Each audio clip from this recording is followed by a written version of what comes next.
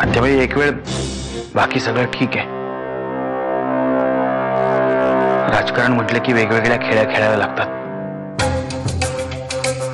साहेबांच्या सध्या ज्या काही हालचाली चालू आहेत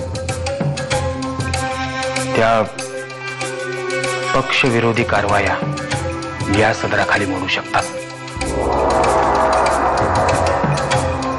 आणि चुकून जर ही बातमी दिल्लीला पोहोचली तर होत्याचं नव्हतं व्हायला एक दिवसही लागणार नाही. मामा, तुम्ही कधी आलात? कशात? जनाने जामीन मिळवला आणि मी अगदी ठणठणीत आहे. बरं, मी तुला ह्याच्यासाठी फोन केला होता की मला तुला भेटायचंय, तुझ्याशी एका महत्वाच्या विषयावर बोलायचं. कशाबद्दल? जानकीबद्दल. काय झालंय? सुद्धा भेट ना,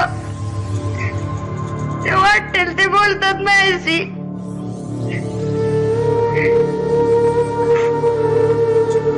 वाटेल ते बोलतात म्हणजे?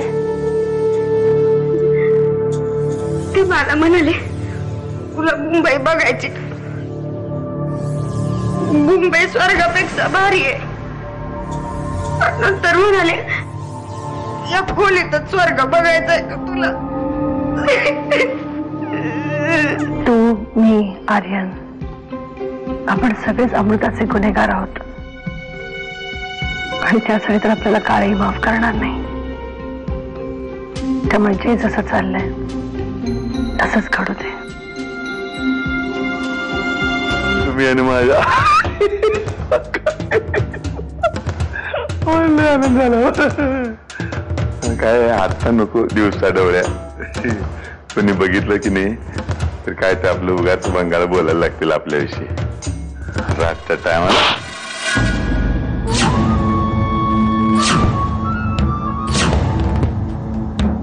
यापुढे सुगंधाच्या वाटेला जायचं नाही.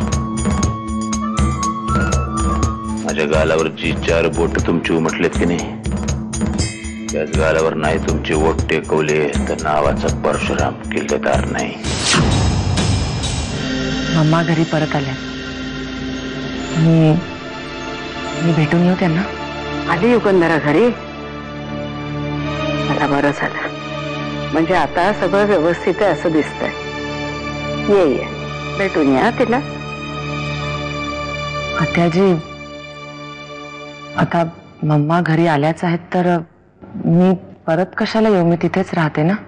अगं हो, मला माहिती आहे तुझं घर तेच आहे, पण बाळणपणाला तर माहेरीच यायला लागतं ना.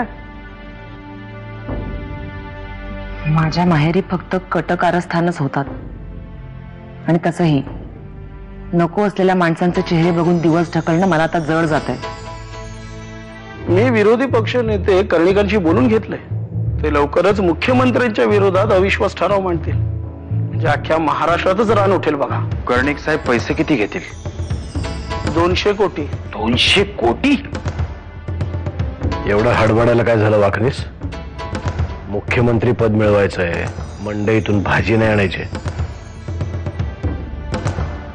पैशाची व्यवस्था होईल पुरंदरे. या तुम्ही. बरं, येतो साहेब.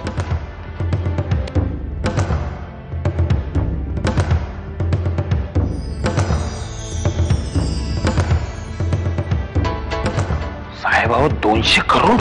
वाखनीस, आजच्या सगळ्या बिल्डर्सची मीटिंग बोलवा आणि मी सांगेन तो आकडा टाका प्रत्येकासमोर. आर्थिक व्यवहार सगळे राधिका बघेल. तुम्ही फक्त त्यांना समजावा आणि मला पूर्वीचे वाकणीस हवेत. लाथ मारतील तिथे पाणी काढतील असे. जानकी, मला थोवाडीत मारलीस तू. चांगलं नाही केलं तू. आता बघ तू, नाही तुझं तोंड कळ करून या घरातनं तुला हाकलून दिली की नाही तर नावाचा परशुराम किल्लेदार नाव नाही लावणार.